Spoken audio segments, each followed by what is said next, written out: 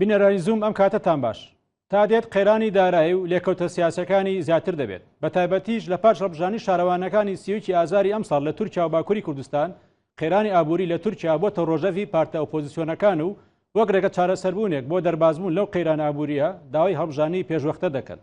بەڵام ڕەجەب تەیب ئەردۆغان سەرۆکۆماری تورکیا هەڵبژانی پێشوەختە ڕەت دەکاتەوە.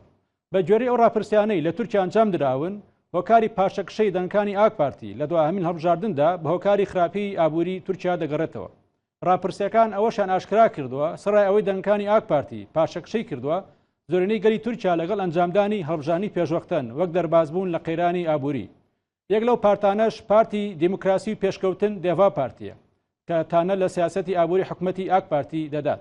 علی بابەجان سەرۆکی دێڤا پارتی لە ساڵی 2001 ئەندامی دامەزێنەری ئاک پارتی بووە و بۆ ماوەی 13 ساڵ یاریدەری سەرۆکوەزیرانی تورکیا بووە. لە کابینەی حکوومەتی ئاک پارتیدا وەزیری داراییش بووە.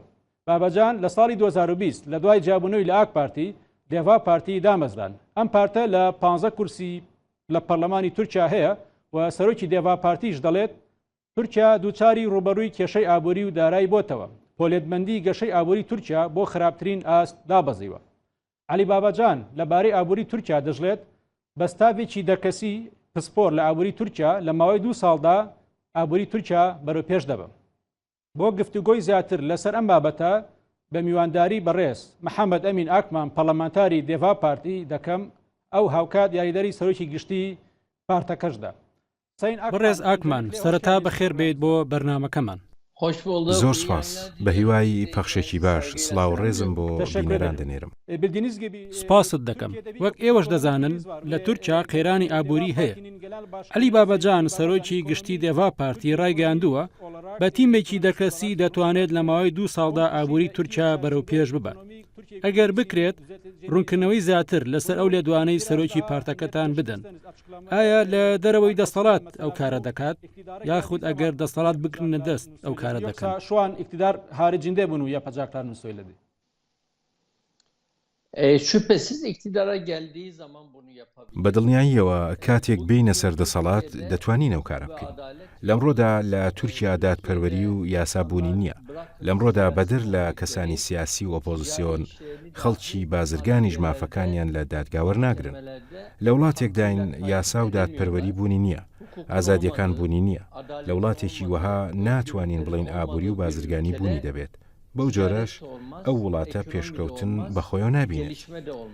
لەمڕۆدا محەممەد شیمشاک وەزیری دارایی باز لە هەموو کەسێک وەردەگرێت، بەڵام ئەو بازانە لە پێناو خۆدەرخستنی خۆیان و زیاد مەسرەفی و گەندەڵیدا خەرج دەکرێت. بادەردانێکی سامانی گشتی هەیە، چونکە بەرپرسانی حکوومەت زیاد لە ڕادەی خۆیان زیاد مەسرەفی دەکەن. ئێمە پێشتریش ئاماژەمان پێ کردبوو ئەگەر بێت و علی بابەجان بێتە سەردەسەڵات ئەوە چاکسازی لە ئابووری وڵاتدا دەکات. لە ماوەی 6 مانگدا ئابووری وڵات باشتر دەکات و لە ماوەی 1 ساڵدا ڕێژەی هەڵاوسان دووبارە بە ڕێژەیەکی بەرچاودا دەبەزێت. لە ماوەی 2 ساڵدا تورکیا بە تەواوەتی لە قەیرانی ئابووری ڕزگاری دەبێت. لەمڕۆدا محەممەد شیمشاک بۆ ماوەی 15 مانگا وەک وەزیری دارایی لەسەر پۆستەکەیەتی. بەڵام دەبینین تا دێت ڕێژەی هەڵاوسان بە شێوەیەکی بەردەوام بەرز دەبێتەوە و هیچ دابەزینێکی بەخۆیەوە نەبینیوە. نابێت کارەکە بە تەنها بە باسکەوتکردنەوە بکرێت. لە جێبەجێکردنی پرۆژەکان لەوە بەرهێنانەکان لە کۆکردنەوەی بازدا پێویستە هاوسەنگی و دادپەروەری هەبێت. هەروەها جێگیرکردنی سیستمێک بۆ پێدانی باز لەلایەن کۆمپانیا گەورەکانەوە هەموو ئەمانە بە شێوەیەکی دادپەروەر و یەکسانی جێبەجێ بکرێت. بەو جۆرە وڵاتێکی خاوەن ئابووری گەورەی وەک تورکیا لە ماوەیەکی کورتدا بەهێز دەبێت. لە هەڵبژاردنەکانە پارتەکەی ئێوە لە هەرێمە کوردەکانە دەنگی بەدەست هێناوە. ئایا ڕێژەی دەنگدەری کورد لەناو پارتەکەی ئێوەدا چەندە؟ لە تورکیا کاتێ دیموکراسی پاشەکشەی کرد مرۆڤەکان چانسی ئەویان نەما کە بە ئازادانە بیرروڕای خۆیان بڵێن. کورد یەکەم نەتەوەیە کە درک بۆ پاشەکشەیە دەکات. فشارەکان و ڕێگریەکانی دیموکراسی لەسەر کورد دەست پێ دەکات و دواتر فشارەکان لە ڕۆژاوای تورکیا بەردەوام دەبێت. لەبەرەوە کورد لە هەموو کەس زیاتر پێویستی بە دیموکراسی هەیە لە وڵاتە، چونکە فشار و ڕێگریەکی زۆریان لەسەرە. لە تورکیا لەمڕۆدا دادپەروەری، یەکسانی، ئازادی بوونی نییە. دیموکراسی بوونی نییە، ڕێز لە سندوقی هەڵبژاردن ناگیرێت، ڕێزگرتن لە سیاست بوونی نییە. لەبەرەو هۆکارانە زۆربەی کورد ویستێکی زۆریان لەسەر گۆڕینی دەسەڵات هەیە. لەم خاڵەدا هەموو ئەوانەی داوای ئازادی و یەکسانی و دادپەروەری دەکەن دەنگدەری پارتەکەی ئێمەن. لێرەدا دێوا پارتی داکۆچی لە مافی یەکسانی و دەستوریەکان بۆ کورد دەکات، داوای دادپەروەری و ئازادی بۆ هەموو تورکیا دەکات. تەواوی ئەو مافانەی کە بە هاوڵاتیانی تورکیا دراوە بە هەمان شێوە بە کورد بدرێت. مافەکان لە چوارچێوەی دەستوردا بپارێزرێت. دەتوانم بڵێم ئەمە هۆکار بووە کە خەڵک پشتیوانی لە دێوا پارتی دەکات. ئێمە ئاسوودەین بە بوونی ڕێژەیەکی زۆر لە ئەندام و دەنگدەری کورد لەناو پارتەکەمان. بە تەنها لە هەرێمە کوردەکاندا دەنگدەری کورد بۆ پارتەکەتان هەیە یاخود لە پارێزگاکانی ڕۆژئاوای تورکیاش کورد دەنگ بە دێوا پارتی دەدات. ئێمە لە 81 پارێزگای تورکیا بە شێوەیەکی یەکسان دەنگدەرمان هەیە. بۆ نمونە هەندێک لە پارتە سیاسیەکان دەنگی کورد لە هەرێمە کوردیەکان بەدەست ناهێنن، لە ناوچەکانی ئەنادۆڵ و شوێنی دیکە دەنگ بەدەست دێنن. هەندێکی دیکەیان لە ناوچەی قەرەدەنیز دەنگ بەدەست ناهێنێت و لە ناوچەکانی دیکە دەنگ دەهێنێت. ئێمە لە 7 هەرێمی تورکیا دەنگدەرمان هەیە و خەڵک بە ڕێژەیەکی زۆر پێشوازی لە پارتەکەمان دەکات و دەنگمان پێدەدات. بێگومان هێندەی دەنگدەری کورد لە هەرێمە کوردیەکان ئەو کوردانەی لە ڕۆژهەڵاتی تورکیاوە بۆ ڕۆژئاوای تورکیا کۆچیان کردووە وەک ئیستەنبول، ئەدەنا، مێرسین و ئەزمیر بە ڕێژەیەکی بەرچاو دەنگدەری کوردمان هەیە. فۆرمی چارەسەری پرسی کورد لە لای دێوا پارتی چییە؟ ئێمە پێشنیاری مافی یەکسانی بۆ هاوڵاتیانی کورد دەکەین. پێشنیاری ئەوە دەکەین تەواوی ڕێگریەکان لەسەر زمانی کوردی هەڵبگیرێت.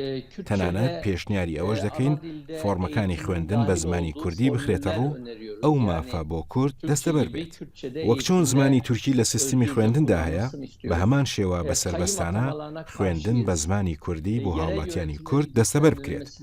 ئێمە ئەوەشمان ڕاگەیاندووە لە دژی دانانی قەیومین دەمانەوێت سیستمی خۆجێی و دەسەڵاتی شارەوانیەکان بەهێزتر بکرێت. ئێمە هێندەی ئازادی سیاسی، ئازادی کللتوریش بە گرنگ دەزانین. لە بەرنامە و پەیڕەوی پارتەکەماندا دەربارەی پرسی کورد جەختمان لە داکۆچی لە مافی یەکسانی، ئازادی و خۆچارە نووسین کردوێتەوە. وەک دەزانن بۆ ماوەی 2 خولی ڕابردوو قەیوم لەسەر شارەوانەکانی دەم پارتی دانراوە. ئەم جارەش هەوڵێک درا لەوان قەیوم دابنن، پاشان لە جۆلەمێرگ قەیومیان دانا. دەربارەی دانانی قەیوم هەڵوێستی ڕوونی پارتەکەی ئێوە چییە؟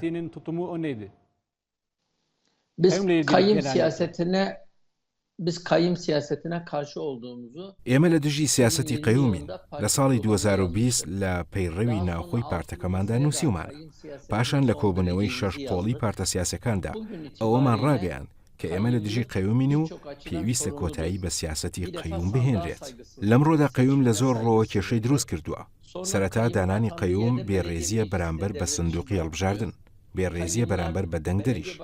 کاتی قەیوم لە جێگەی سەرۆک شارەوانیەک دادەنرێت، ئەو کات ئەنجومەنی شارەوانیەکە پەرتەوازە دەکرێت. قەیومەکان و یاریدەدەر و بەڕێوەبەرەکانی لە دەرەوەی ئەو پارێزگایە دەهێنرێت. قەیوم مقاولەکانی لە دەرەوەی ئەو پارێزگایە دەهێنێت، ئاڵوگۆڕی بازرگانیەکانی لە دەرەوەی ئەو پارێزگایە دەهێنێت. قەیوم لە هەر شوێنێکدا بنرێت، بەداخەوە پەیوەندی لەگەڵ ئەو پارێزگایە و خەڵکەکەی نامێنێت. لەم خولەدا تا ئێستا تەنها لە جولەمێرگ قەیوم دانراوە. بە ئومێدین قەیوم لەسەر شارەوانی دیکە دانەنرێت.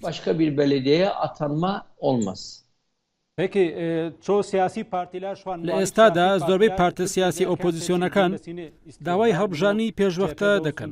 لە ناویاندا جاپە وەک گەورەترین پارتی ئۆپۆزیسیۆن و هەروە پاردەکانی دیکەش.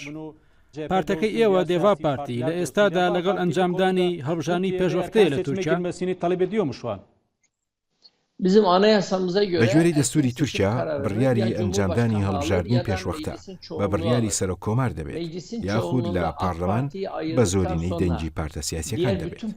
ئەگەر بێت و دەنگەکانی ئاک پارتی جا بکەینەوە لەوانی دیکە، دەنگی پارتە سیاسیەکانی دیکە ناگاتە ئەوەی بڕیاری ئەنجامدانی هەڵبژاردنی پێشوەختە ئەنجام بدرێت.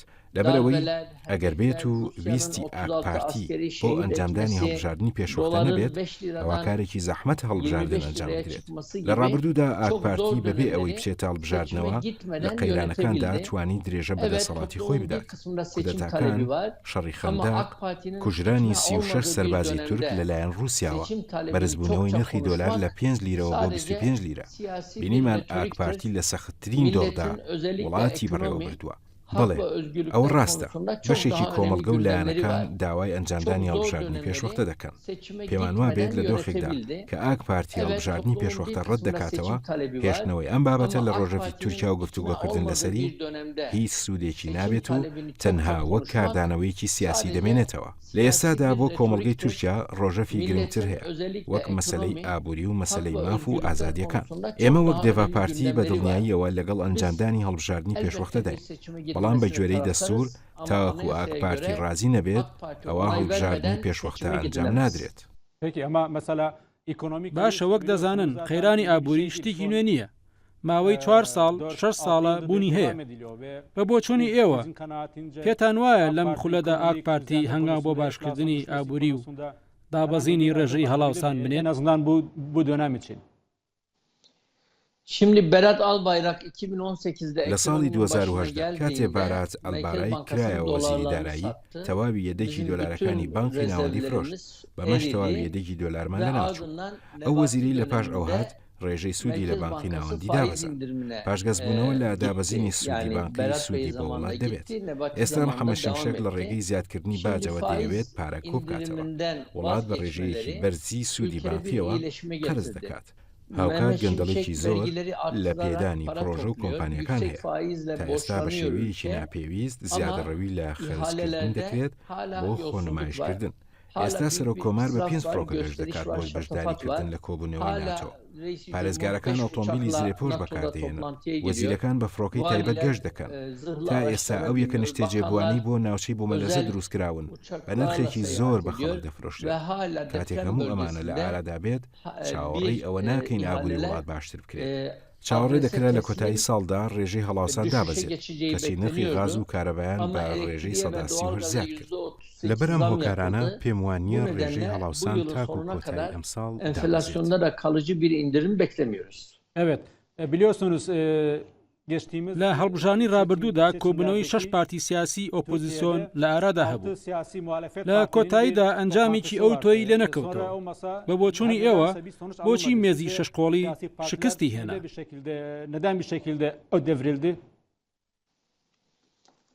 Yani birçok sebebi olabilir ama چەندین هۆکار لە پشت ئەوەوە هەبووە. لێرەدا دەتوانم ئاماژە بە 2-3 هۆکاریان بکەم. هۆکاری یەکەم بۆ ئەوە دەگەڕێتەوە کاتێ لەسەر مێزی شەشقۆڵی گفتوگۆ لەسەر کاندیدی هاوبەشکرا ئەمە وای کرد متمانەی کۆمەڵگە بە کۆبوونەوەی شەشقۆڵی کەم بێتەوە. هەستێکی وا لەلایەن خەڵک دروست نەبوو کە ئەو 6 پارتە لەگەڵ یەکتردا ڕازگۆ بن و سبەی دەسەڵات بگرنە دەست بتوانن وڵات بەڕێوە برن. بەجێهێشتنی مێزەکە لەلایەن ماڕال ئاکشەنەرەوە دواتر گەڕانەوەی زیانێکی زۆری بە وێنای کۆبوونەوەی شەشقۆڵی هێنا. دواتر بانگەشەکانی ئەردۆغان لە دژی مێزی شەشقۆڵی کاریگەری هەبوو کە دەیگوت ئەمانە هاوپەیمانی پەکەکەن ئەگەر دەسەڵات بگرنە دەست و وڵات دابش دەکەن و پرسی ئەمنی لە وڵات دروست دەبێت. لە گەڕی دووەمدا ڕێکەوتنی کەمال کلسدار ئۆغڵۆ لەگەڵ سەرۆکی زەفەر پارتی کاردانەوەی نەرێنی هەبوو. لەبەرەم هۆکارانە هاوڵاتیان نەک پیانوا بوو ئەردۆغان وڵات باشتر بەڕێوە دەبات و ئابووری باش دەکات بەڵکو لە ترسی ئەوەی وڵات دابش دەبێت بەو بانگەشەی ئەردۆغان دەیکرد دەنگیان بە ئاکپارتیدا. لە کاتێکدا لە ئێستادا زۆربەی ئەوانەی دەنگیان بە ئاکپارتی داوە پەشیمانن. ئایا لە هەڵبژارنی داهاتوودا ئەگەر هەیە پارتە ئۆپۆزیسیۆنەکان لەگەڵ یەکتریدا کۆبنەوە و یاخود ڕێکەوتنێ بکەن یان کاندیدی هاوبەشیان بۆ هەڵبژارنی سەرۆکۆماری هەبێت؟ لەمڕۆوە کۆبوونەوەی شەشقۆڵی کۆتایی پێ هاتووە. تاوەکو نزیک لە وادەی هەڵبژاردن نەبینەوە نازانین چی دەگوزارێت ئەو کات دیاری دەبێت. دێڤا پارتی بۆچوونی لەسەر پرسی پەنابەران لە تورکیا چییە؟ ئێمە ڕخنەمان لە سیاسەتی پەنابەران لە تورکیا هەیە. سەرەتا نابێت هەرچی بیەوێت لە سنوورەکەمان بەبێ لێپێچینەوە بێتە خاکی تورکیاوە. وەک تورکیا چوونە ناو شەڕی سووریا و لە ئەنگریمان لەو شەڕە سیاسەتێکی هەڵەبوو. هاوکات لە دژی ئەو بۆچوونە دەوەستینەوە کە دژایەتی پەنابەرە سووریەکانی تورکیا دەکات و هێرش دەکاتە سەریان. سەرەتا پێویستە سنوورەکانمان تۆکمە بکەین و دایبخین، ڕێگری بکەین لە هاتنی پەنابەر. دواتر ئەو پەنابەرە سووریانەی لە تورکیا دەژین دەبێت ڕێز لە شکۆیان بگیرێت و پاشان کار بکرێت بۆ ئەوەی بە قۆناغ بیانگەڕێنرێتەوە بۆ ئەو شوێنەی لێ هاتوون. بۆ ئەو مەبەستەش بوونی ئاسایش و ئاشتی بۆ سووریا پێویستە، تەنانەت پێویستە چاوپێکەوتن لەگەڵ هەندێک لە وڵاتان بکرێت. کاتێک ڕخنە لە سیاسەتی دەسەڵات لە پرسی پەنابەران دەگرین، نابێت پەنابەری لە قەوما و لە ماڵ و خاکی خۆی بکرێتە ئامانج. ئێمە لە دژی ئەوە دەوەستینەوە. پێکی هۆکارەکانی جابوونەوەی بەڕێز عەلی باباجان لە ئاک پارتی چییە؟ و دواتریش دامەزراندنی پارتێکی سیاسی نوێ بۆچی دەگەڕێتەوە؟ ئێوە وەک پەرلەمانتارێک و وەک یاریدەدەری سەرۆکی گشتی پارتەکە پێشتر گفتوگۆتان لەسەر ئەم بابەتە کردووە؟ Türkiye'de uzunca bir süredir hukuk ve adalet yok. ماوەیەکی زۆرە لە تورکیا یاسا و دادپەروەری بوونی نییە. ئەگەر لە دەسەڵاتەوە نزیک بن ئەوە هیچ شتێک لە ئێوە ناکرێت. ئەگەر لە بەرامبەر دەسەڵات ئۆپۆزیسیۆن بن ئەوە لەسەر تویتێک لە کاتی نوێژی بەرەبەیاندا دەرگای ماڵەکەت دەشکێن و دێنە ماڵەکەتەوە. پۆلیس ئێوە دەستگیر دەکات. بۆ نمونە گریمان لەسەر لیستی دەمپارتی هەڵبژێدراون. ئەگەر وەک دەمپارتی سیاست بکەن ئەوە ئێوە تیرۆریستن. ئەگەر بێت و دەست لە کارپێشنەوە و بسنە ئاک پارتیەوە ئەو کات ئێوە نیشتیمان پەروەرن. ئێمە ئەم سیاسەتە بەڕاست نازانین. هەروەها دەستگیرکردنی سیاسەکانی وەک عوسمان کاڤالا و سەلاحەدین دەمیرتاژ بەڕاست نازانین. هەبوونی گەندەڵی زۆر و خەرجی زۆر بەڕاست نازانین. لەم وڵاتە سنوورەکانمان بەباشی ناپارێزرێت و لە نێوخۆی وڵاتیشدا پەنابەران خەتابار دەکرێن. ئەمەش کارێکی ڕاست نییە. مرۆڤ لە بەردەم دادگاکاندا بە یەکسانی مامەڵەی لەگەڵ ناکرێت. ئەوانەی لە دەسەڵاتەوە نزیکن هیچیان لێ ناکرێت. ئەوانەی ئۆپۆزیسیۆن ڕوبەڕووی ڕێکاری جۆرە جۆر دەبنەوە. بە گوێرەی زۆربەی ئامار و ڕاپرسیەکان نزیکەی 100,000 کەسی بەتوانە و دیار و دەرچووی زانکۆکان تورکیان بەجێهێشتووە. بێگومان ملیۆنان کەسی دیکەش تورکیان بەجێهێشتووە. ئەم 100,000 باسی دەکەین ئەندازیار پزیشک خاوەن بڕوانامی بەرزن. ئەو کەسانن ئەگەر بێت و لە تورکیا بمێنەوە تورکیا پێش دەخەن. بەڵام لەبەر ئەوەی لەم وڵاتەدا ئازادی و ئەمان نییە تورکیان بەجێهێشتووە. ئەوەی وای کردووە ئەو تێڕوانینەیان بەسەر تازاڵ بێت بەهۆی سیاسەتی دەسەڵاتەوە بووە. ئێمە ئەو سیاسەتی دەسەڵات پەیڕەوی دەکات بەڕاستی نازانین. ئەردۆغان خۆی ڕادستی دەوڵەتی باخچەلی و مەهاپە کردووە. بە شێوەیەکی بەردەوام سیاسەتی نەژادپەرستی و جیاکاری تەنانەت هەندێک جاریش بە فاشستی لە تورکیا پەیڕەو دەکات. ئێمە ئەو سیاسەتە ڕەت دەکەینەوە. سەرچاوەکانی وڵات بۆ خزمەتکردنی کۆمەڵێک بازرگان بەڕاست نازانین. هیچ گۆڕانکاریەک لەو نیگەرانی و تانانەمان لە ئارادا نییە. لە بەرامبەردا ئێمەش لەو مەسەلانە سیاسەتی خۆمان دەخینەوە. پێکی ئاراشترمەرە گەورە سیزین ناو بە ناو ڕاپرسی ئەنجام دەدرێت. دەتوانی پێم بڵێ ڕێژەی دەنگی دێڤا پارتی چەندە و لەو بارەوە ئامارێکتان لەبەر دەستدایە؟ هێشتا تازە لە هەڵبژاردن دەرچوین، هێشتا لەو بارەیەوە ڕاپرسێکی خۆمان نییە. پێم وابێت تاوەکو 2 ساڵی دیکە هاوڵاتیان میلیان بەلای سیاسەتدا نابێت. تاوەکو لە هەڵبژاردنێک نزیک دەبینەوە اینجا خەڵک میلی بەلای پارتە سیاسیەکاندا دەبێت. لە ئێستادا لە پارلەمان 15 کورسیمان هەیە. لە پەرلەمان لە هەموو تەوەرەیەکدا بە شێوەیەکی زۆر بەهێز هەڵوێستی خۆمان وەک ئۆپۆزیسیۆن نیشان دەدەین. دەنگمان بەرز دەکەینەوە. تانە دەگرین. سەردانی تەواوی شارەکان دەکەین. دەربارەی پرسە گرنگەکان بە زوویی هەڵوێستی خۆمان دەردەبڕین. تەنها لە کاتی نزیکبوونەوەی وادەی هەڵبژاردندا دەتوانین ڕێژەی دەنگدەری خۆمان دیاری بکەین. بۆ نمونە بە گوێرەی زۆربەی ڕاپرسیەکان لە تورکیادا 32 خەڵک هیچ بۆچوونێکیان لەسەر پارتە سیاسیەکان نییە کە دەنگ بەکام پار بدەن. ئەمە مانای ئەوە نییە کە خاوەن بڕیار نین، بەڵکو لەبەر ئەو هۆکارەیە تازە هەڵبژاردن ئەنجام دراوە. خەڵک نایەوێت بۆچوونی خۆی لەسەر siyaset baba. İnsanlar siyasi konularda çok görüş bildirmek istemiyorlar. Peki Deva Parti Türkiye için Deva Parti بۆ تورکیا سیستەمی پەرلەمانی پێ باشە یاخود سەرۆکایەتی. ئەگەر لە داهاتوودا گۆڕانکاری لە دەستوردا بکرێت پارتەکەی ئێوە داکۆچی لە کام سیستەم دەکات. Biz açık ve net bir şekilde ئێمە بە شێوەیەکی زۆر ڕوون و ئاشکرا لەگەڵ سیستمی پەرلەمانی داین و داکۆچی لەوە دەکەین. پێویستە پەیوەندی و هاوسەنگیەک لە بەڕێوەبردنی حکوومەت، دادگا، پۆلیس، سوپا و هێزە ئەمنیەکان و پەرلەماندا هەبێت. دەبێت پارلەمان چاودێری ئەو ئۆرگانانە بکات. کاتێک حکوومەت گەندەڵی دەکات دەبێت لەلایەن دادگاوە لێپێچینەوەی یاسایی لەگەڵدا بکرێت. دەشبێت ئەو بڕیاری لەلایەن دادگاوە دەدرێت بێلایەن بێت و هەموو لایەک ملکەچی بێت لە جێبەجێکردنی. سوپا، ئاسایش و دەستگا هەواڵگریەکان نابێت ببنە بەشێک لە گروپێکی سیاسی، جا ئەوە جەماعەتی گولەن بێت یان گورگەبۆرەکان یان هەر تەریقەیەکی ئاینی و جەماعەتی و لایەنێکی دیکە بێت، ئەو کارە ڕاست نییە. دەبێت سوپا، ئاسایش، دەستگای هەواڵگری و پۆلیس و دادگا بەرامبەر هەموو هاوڵاتیان بە شێوەیەکی یەکسانی مامەڵە بکەن. پێمان وایە تەنها بە ڕێگەی پارلەمانی دەتوانن چاودێری ئەوە بکەین و ماف و یەکسانی دەستەبەر. Parlamenter sistem olduğunu düşünüyoruz. Evet. Sayın ڕێز محەممەد ئەمین زۆر سپاسان دەکەم کە بەشدار بوون لە بەرنامەکەمان. Ben teşekkür ediyorum. من سوپاسان دەکەم بە هیوای پەخشێکی باش. ڕێزم بۆ بینەرانتان. سپاس بۆ ئێوەش کە بینەرمان بوون هەر بمێنن.